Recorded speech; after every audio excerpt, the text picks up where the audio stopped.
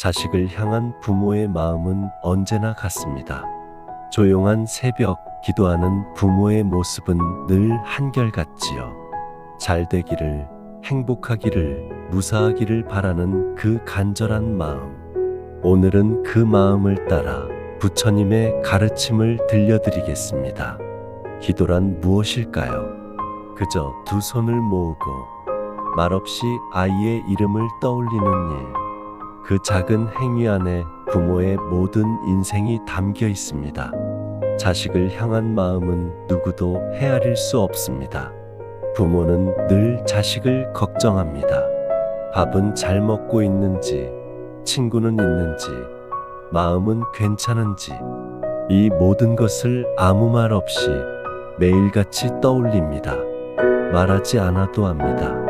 그 마음이 얼마나 깊은지를. 자식을 향한 부모의 기도는 결코 가벼운 소망이 아닙니다. 그건 사랑이라는 이름으로 매일을 살아내는 한 사람의 절실한 삶입니다. 부모는 자식이 아플 때 차라리 내가 아팠으면 좋겠다 라고 합니다. 자식이 울 때 그 눈물이 나에게 왔으면 하고 바랍니다. 이런 바람은 단지 감정이 아닙니다. 그건 부모라는 존재가 본능처럼 품고 있는 무조건적인 사랑입니다. 그리고 그 사랑은 기도를 통해 매일같이 깨어납니다. 하지만 말입니다. 그 사랑이 지나치면 기도는 집착이 되기 쉽습니다. 기도라는 이름 아래 우리는 자식을 조종하려 할 수 있습니다. 왜 저 아이는 내 뜻대로 되지 않을까? 왜 저런 친구를 만나지? 왜 내가 이렇게 바라는 걸 몰라줄까? 이렇게 묻는 순간 우리는 자식의 인생에 우리의 그림자를 더 씌우고 있는지도 모릅니다. 기도는 자식을 위한 것 같지만 실은 나 자신을 위해 하는 경우가 많습니다. 나의 불안을 달래기 위해, 나의 기대를 채우기 위해 그 기도가 아이에게 짐이 되지는 않았는지 돌아볼 필요가 있습니다. 부처님은 말씀하셨습니다. 모든 존재는 각자의 업을 따라 살아간다. 부모라 해도 자식의 길을 대신 걸을 수는 없다. 이 말씀은 냉정하게 들릴 수도 있습니다. 하지만 사실은 자식을 진정으로 존중하는 마음이 담겨 있습니다. 부모는 자식의 길을 대신 살아줄 수 없습니다. 때문에 우리는 그저 곁에서 지켜봐주는 법을 배워야 합니다. 그것이 진짜 기도입니다. 기도란 붙잡는 것이 아니라 놓아주는 일입니다. 바라보는 것이지 끌어당기는 것이 아닙니다. 예를 들어봅니다. 자식이 원하지 않는 진로를 선택할 때 부모는 속이 탑니다. 저 길이 아닌데, 나중에 힘들 텐데. 수없이 말하고 싶고 설득하고 싶고 막고 싶습니다. 하지만 그 순간 우리가 해야 할 일은 그 아이의 인생을 대신 살아주는 것이 아니라 그 아이가 시행착오를 겪더라도 곁에서 묵묵히 믿어주는 것입니다. 부처님은 또 이렇게 말씀하셨습니다. 스스로 마음을 다스릴 수 있는 자만이 남의 길도 끝내 이해할 수 있다. 기도는 기다림입니다. 쉽지 않은 기다림입니다. 실수하는 모습을 보고도 말하지 않는 인내, 넘어지는 걸 알면서도 손을 잡지 않는 용기, 때로는 눈물겹도록 어려운 기다림입니다. 하지만 그 기다림의 끝에는 진짜 자립, 진짜 사랑, 진짜 관계가 피어납니다. 부모는 등불과 같습니다. 아이의 길을 대신 걸어주진 않지만 어두운 길에서 멀리서 비춰주는 불빛이 됩니다. 엄마는 늘 여기에 있어. 아빠는 널 믿어. 그 존재 자체가 아이에게 가장 큰 지지이자 기도입니다. 자식을 바꾸려 하기 전에 먼저 나 자신을 바라보는 기도.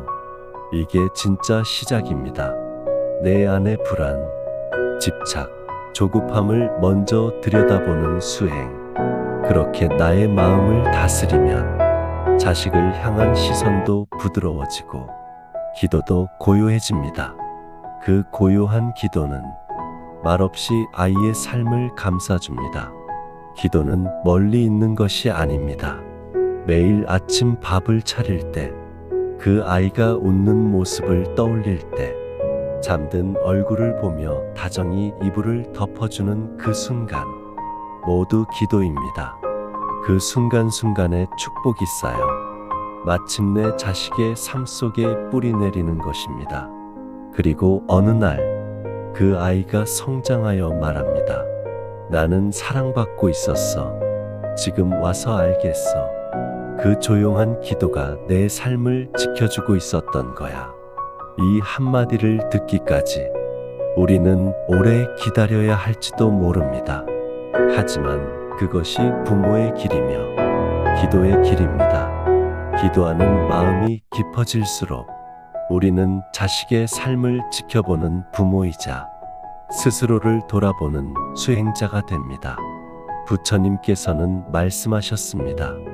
모든 고통은 마음에서 비롯되고 모든 해탈도 마음에서 시작된다. 자식을 향한 사랑이 크면 클수록 그 사랑은 방향을 잃기 쉽습니다. 그래서 부처님은 말씀하셨습니다. 먼저 나의 마음부터 돌아보라고요. 아이에게 너 잘 되길 바란다 고 말하면서 그 말 안에 나의 기대, 나의 판단, 나의 불안이 섞이지 않았는지 기도 속에서 행복하게 해주세요 라 빌면서도 그 행복이 내가 정한 모습만을 기준 삼고 있지는 않은지 부처님은 욕망 없는 사랑을 자비라고 하셨습니다. 그 사랑에는 소유가 없습니다. 내 자식이니까 가 아니라 한 생명으로서의 너를 위한 기도, 그것이 부처님이 가르친 자비입니다. 또 부처님께서는 중도를 강조하셨습니다. 치우치지 않는 길, 극단을 피하고 균형을 유지하는 삶의 자세. 부모가 자식에게 너무 집착하면 아이는 숨이 막히고 너무 방임하면 길을 잃습니다. 그러니 부모는 늘 중간에서 등불처럼 있어야 합니다. 너무 밝지도 너무 어둡지도 않게 언제든 비춰줄 수 있지만 아이를 눈부시게 하지 않는 등불처럼요. 한 제자가 물었습니다. 세존이시여, 자식이 올바르지 않은 길을 간다면 어떻게 해야 합니까? 부처님은 이렇게 답하셨습니다. 지혜로운 부모는 자식을 붙잡지 않는다. 비처럼 비추되 그림자처럼 따르느니라. 이 말씀 속엔 가르치되 강요하지 않고 믿되 조종하지 않으며 바라보되 판단하지 않는 마음이 담겨 있습니다. 부처님의 이 가르침은 오늘날 자식 교육에 그대로 적용됩니다. 부처님은 인욕바라미를 수행의 길로 제시하셨습니다. 그 인욕이란 그저 참는 것이 아닙니다. 참음 속에서 피어나는 이해, 공감, 기다림, 그 모든 것을 품는 것이 인욕입니다. 기도는 인욕의 완성입니다. 내 뜻대로 되지 않을 때, 아이의 모습이 낯설게 느껴질 때, 내가 바란 길이 아니더라도 그 길을 걷게 되었을 때, 우리는 그 순간마다 기도로서 자비의 마음을 지켜야 합니다. 부처님은 또 이렇게 말씀하셨습니다. 남과 자신을 똑같이 여겨라.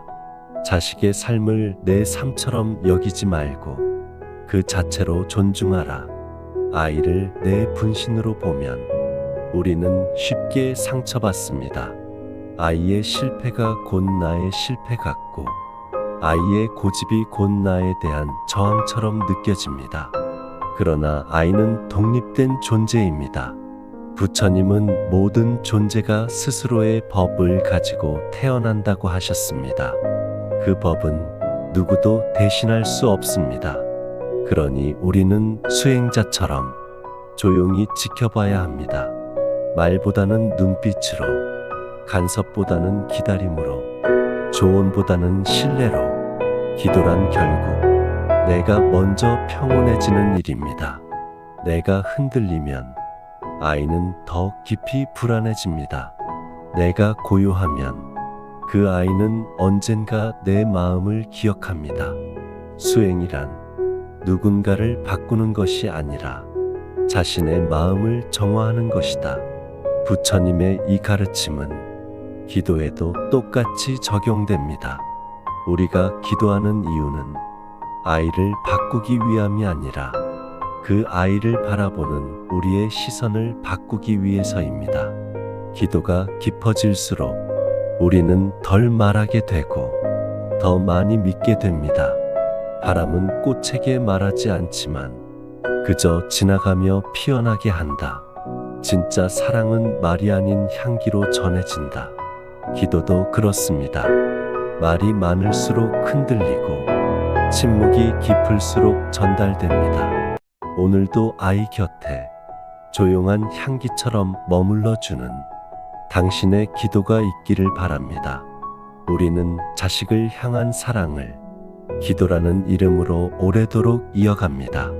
그러나 그 기도 속에서 가장 먼저 해야 할 일은 자식을 바꾸는 것이 아니라 내 마음을 살피는 것입니다. 자비는 타인을 위함 같지만 사실은 나를 다듬는 길입니다. 내 안의 불안, 두려움, 비교심, 소유욕, 이것을 알아차리고 비워내는 것이 바로 자비의 첫걸음입니다. 부처님은 말씀하셨습니다. 스스로 평온하지 않으면서 남에게 평온을 주려 하지 말라. 기도란 나의 고요함을 회복하는 수행입니다. 자식이 흔들릴 때 내가 더 불안해진다면 그 불안은 아이에게 그대로 전해집니다. 아이에게 힘이 되어주고 싶다면 우선 내 마음이 잔잔해야 합니다. 기도는 그 고요함을 찾는 과정입니다. 한 아버지가 있었습니다. 그는 자식이 하는 일마다 간섭했습니다. 진로, 인간관계, 말투까지 모든 것을 걱정이라는 이름으로 통제하려 했습니다. 그는 말했습니다. 나는 이 아이를 위해 기도한다. 하지만 사실 그는 자신이 원하는 방향으로 아이가 움직이기를 바라고 있었던 것입니다. 그는 부처님의 법문을 들은 뒤 말했습니다. 나는 자식을 위해 기도한다고 했지만 실은 내가 불안해서였다는 걸 이제야 알겠습니다. 기도는 마음을 바꾸는 것이 아니라 마음이 스스로 비워지도록 기다리는 일입니다. 기도는 말이 아닙니다. 기도는 태도입니다. 내가 조용히 웃으며 아이를 바라볼 수 있을 때, 내가 화내지 않고 아이를 기다릴 수 있을 때, 내가 내 감정을 아이에게 던지지 않고 삼킬 수 있을 때, 그 순간이 바로 기도입니다. 기도는 무력함이 아니라 가장 깊은 사랑의 표현이다. 부처님의 가르침은 그걸 알려줍니다. 또한 부처님은 이렇게 말씀하셨습니다. 자비란 타인을 용서하는 것이 아니라 그 사람을 이해하게 되는 것이다. 아이의 말이 거칠어졌을 때, 반항적인 행동을 보일 때, 부모는 화가 나기도 합니다.